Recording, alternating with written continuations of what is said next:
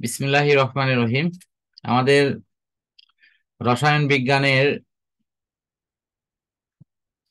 গাণিতিক অধ্যায়, যেটি সবচেয়ে গুরুত্বপূর্ণ অধ্যায়গুলোর মধ্যে একটি, সেখানে আমরা বেশ কিছু নিয়ম শিখেছি। মোল, মোলার আয়তন, মোলারিটি, তারপরে দ্রবণের ঘনত্ব, শতকরা সংযুতি, স্থূল সংকেত, আণবিক সংকেত, এবং এর ধারাবাহিকতায় আজকে আমরা এই অধ্যায়ের মধ্যে সবচেয়ে গুরুত্বপূর্ণ যে টপিক, সেটা হলো লিমিটিং বিক্রিয়ক, যেখান থেকে আমাদের সৃজনশীল প্রশ্ন সেট আপ হয়।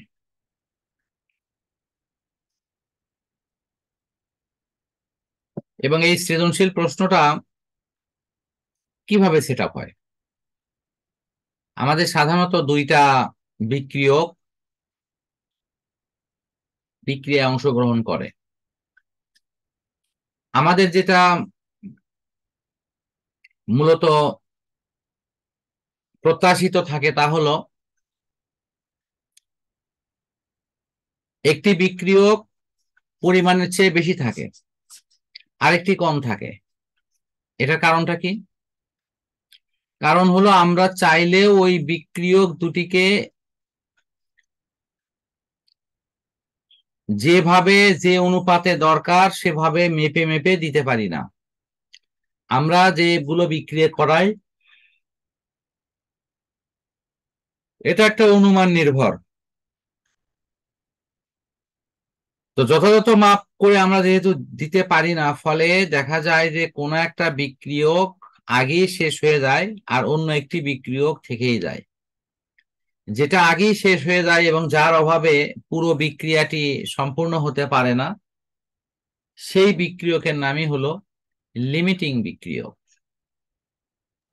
এক ধরনের লিমিটেশন, এক ধরনের সীমাবদ্ধতা, সাথে এই লিমিটিং বিক্রিয়কের নামের এক ধরনের মিল আছে। তো এগুলো সলভ করার জন্য আমাকে ফার্স্ট যেটা করতে হবে তা হলো রাসায়নিক বিক্রিয়াটি লিখতে হবে, অথবা লেখা থাকলে সেটা ভালো। তারপর সেটি সমতাকরণ করতে হবে এবং এখান থেকে প্রয়োজনীয় মোল সংখ্যা বিয়োগ করে লিমিটিং বিক্রিয়কের পরিমাণটা আমাদের বের করে নিতে হয়। তো এই ক্যালকুলেশনে দেখা যাবে যে যেটির পরিমাণ সবচেয়ে কম আছে সেটি লিমিটিং বিক্রিয়ক হবে। এখানে আমাদের একটা বিক্রিয়া দেখতে পাচ্ছি, সোডিয়াম অক্সাইড এবং হলো সালফার ডাই অক্সাইড। এই বিক্রিয়াতে আমাদের যে বিষয়টি মাথায় নিতে হবে তা হলো এটা ধাতব অক্সাইড, এটা অধাতব অক্সাইড। আমরা জানি ধাতব অক্সাইড গুলো সাধারণত ক্ষারকীয় হয়, আর অধাতব অক্সাইড গুলো সাধারণত অম্লীয় হয়।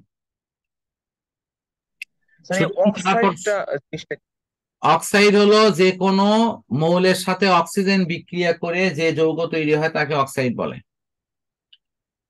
মানে অক্সিজেন থাকতে হবে এখানে অবশ্যই। কি বললে?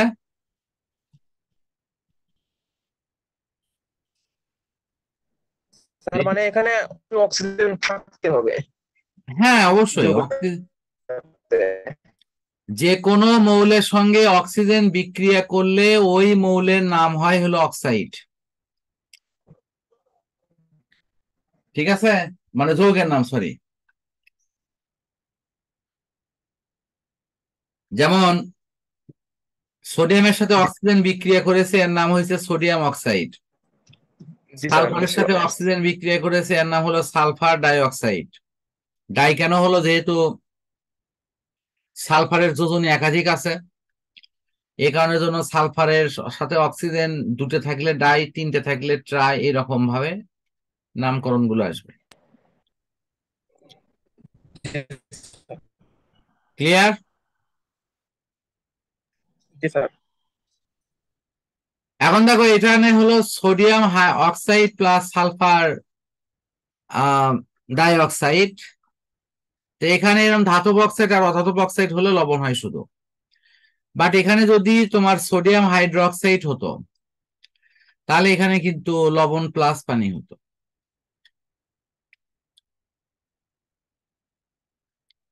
ক্লিয়ার? বুঝছো কি? জি স্যার, আমি বুঝতে পারছি।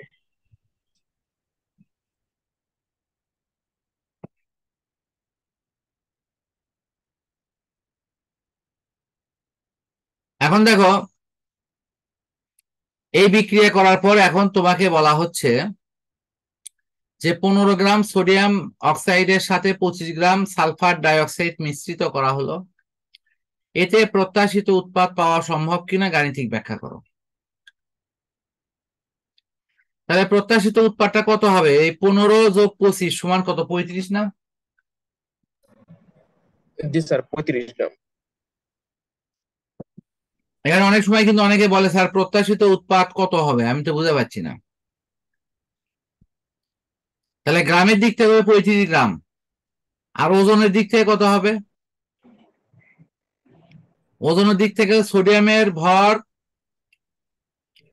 গুণন 2, হ্যাঁ, যোগ যোগ হলো অক্সিজেনের ভর, এইভাবে আমাদের মান বের করতে হবে 16। নাকি? জি স্যার, আমাদের বের করে দেখতে হবে যে মানে কতখানি হ্যাঁ, উৎপন্ন তাহলে হচ্ছে। এই যে সোডিয়াম অক্সাইড এবং হলো সালফার ডাইঅক্সাইডের মানে যে মান, সে মানগুলো বসায়ে আমরা এখানে দেখতে পাচ্ছি যে 62 গ্রাম সোডিয়াম অক্সাইডের সাথে সালফার ডাইঅক্সাইড বিক্রিয়া করে 64 গ্রাম সালফার ইয়া তোমার কি হ্যাঁ, এই 64 সোডিয়াম গ্রাম। সালফাইড উৎপন্ন করে। এই জি স্যার। দেখছো কি, এটার সাথে এটা বিক্রিয়া করে এটা তৈরি করে।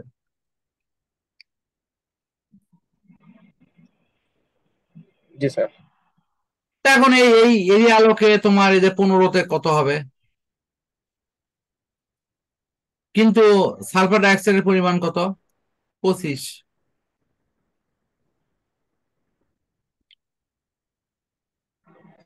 গ্রাম। কি এই পর্যন্ত বুঝছো তো?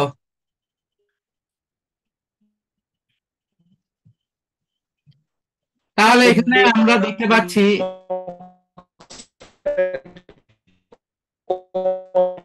আছে এখানে।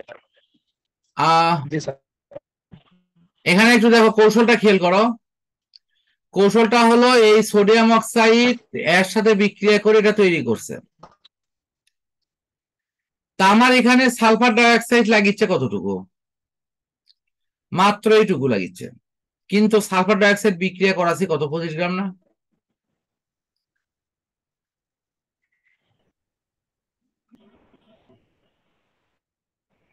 কি জি স্যার, বুঝতে পারছো কি? 25 গ্রাম এখানে বিক্রি করছে। তাহলে এখানে লাগিচ্ছে হলো 15.4 জি স্যার, গ্রাম, বুঝতে আর পারছি। এখানে দেওয়া হয়েছে কত? 25 গ্রাম। তাহলে এই এই যে সালফার ডাইঅক্সাইডের পরিমাণটা বেশি, তাহলে কম আছে কোনটা? কম হলো সোডিয়াম অক্সাইড। কাজে সোডিয়াম অক্সাইড হলো লিমিটিং বিক্রিয়ক। Sodium oxide. হ্যাঁ, ওটার পরিমাণে কম, এই কারণের জন্য ওটা হলো লিমিটিং বিক্রিয়ক। দেখো বুঝতে পারছো কিনা? জি স্যার।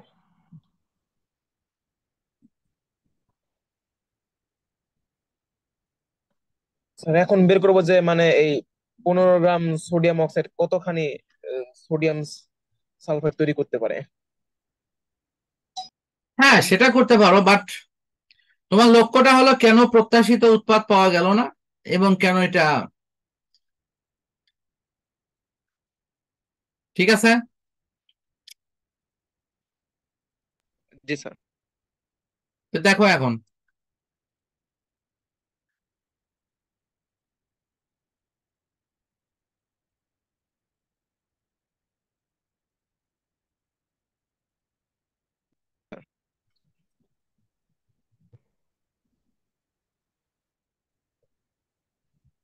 আমি একটু ছোট করে দেই, তাহলে মনে হয় তুমি পুরোটাই দেখতে পারবা। হ্যাঁ, এইটুকু এই এরকম করে দিলাম। জি স্যার। হ্যাঁ দেখো, তুমি অসুবিধা নেই। ক্লোরিন বিক্রিয়া করে, পড়ে গেছে স্যার। জি স্যার, আমি পাইছি। 71 গ্রাম ক্লোরিন বিক্রিয়া করে 24 গ্রাম ম্যাগনেসিয়ামের সাথে। কিন্তু আমি কি এটাকে উল্টা করে লিখতে পারবো যে 24 গ্রাম ম্যাগনেসিয়াম বিক্রিয়া করে 71 গ্রাম ক্লোরিনের সাথে, এরকম উল্টা করে অঙ্কটা কি করতে পারবো? হ্যাঁ, তুমি শুধু করবা, যেটা হলো যে যার, যেমন ধরো ম্যাগনেসিয়াম অক্সাইড তৈরি হলো, কথার কথা বলি, তাহলে তোমার কাজটা হলো এত গ্রাম ম্যাগনেসিয়াম অক্সাইড তৈরিতে ম্যাগনেসিয়াম লাগে এত গ্রাম, অতএব একে কত অত কত যে পরিমাণ দেয়া থাকবে। আবার লিখবা যে ম্যাগনেসিয়াম অক্সাইডে এত গ্রাম তৈরিতে অক্সিজেন লাগে এত গ্রাম, একে কত অতই কত, এরকম বিষয়টা। তার মানে স্যার আমি এইভাবে করতে পারবো যে 24 গ্রাম ম্যাগনেসিয়ামের সাথে বিক্রিয়া করে 71 গ্রাম ক্লোরিন, এভাবে সম্পূর্ণ করতে পারবো।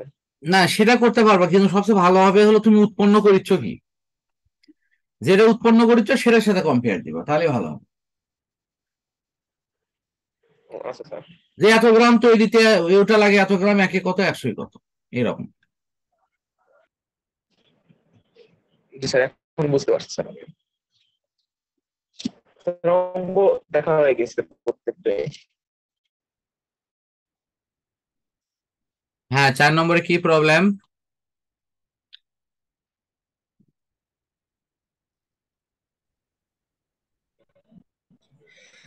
স্যার, 4 নম্বরের শেষে আমাকে বলা হয়েছে যে লিমিটিং বিক্রিয়াটির অণু বা পরমাণুর সংখ্যা হিসাব করো। স্যার, এখানে অণু বা পরমাণু দুইটাই কি হিসাব করা যায় নাকি একসাথে স্যার? না, বিক্রিয়ায় অংশগ্রহণকারী লিমিটিং বিক্রিয়কটির, স্যার, অণু হ্যাঁ লিমিটিং তো বিক্রিয়ক কোনটা, সেটার অণু কয়টা, সেটার পরমাণু কয়টা। মানে পরমাণু এখানে তো দ্বিগুণ হওয়ার কথা। অণু।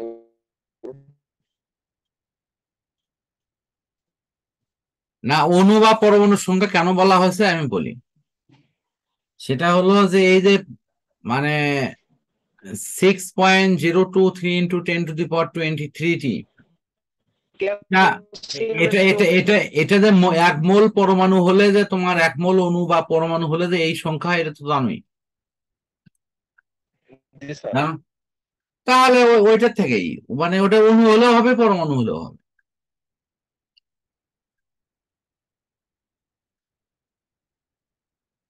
ও হ্যাঁ স্যার, এখন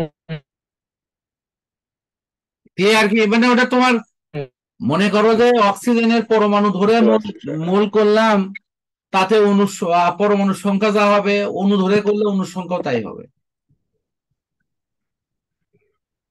ঠিক আছে কি? জি স্যার। কিন্তু একটা প্রশ্ন স্যার, অক্সিজেনের ক্ষেত্রে তো অণু দ্বিগুণ হওয়ার কথা, মানে পরমাণু স্যার দ্বিগুণ হওয়ার কথা না? কারণ স্যার একটা অণুতে তো দুইটা করে পরমাণু থাকে। হ্যাঁ হবে, বাট তুমি আগে দেখো এখানে কাকে নিচ্ছ তুমি, কেন নিচ্ছ, সেটা বুঝতে হবে। এখানে ক্যালসিয়াম লিমিটিং বিক্রিয়ক, তাহলে 40 গ্রাম ক্যালসিয়ামের সাথে ক্যালসিয়ামে তোমার পরমাণুর সংখ্যা এত, একে কত, 20-এ কত, 20টা তো ওখানে আছে।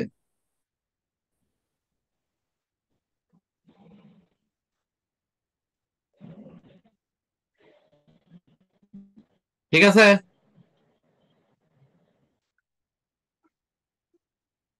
যেমন অক্সিজেনের ক্ষেত্রে অণুর সংখ্যা ধরলে অণু হবে 6.023 × 10⁻23 পরমাণু ধরলে পরমাণুই হবে। জি স্যার, আমি বুঝলাম। জি স্যার। মানে ওই ক্ষেত্রে পরিবর্তন হচ্ছে না। জি নেক্সট। স্যার।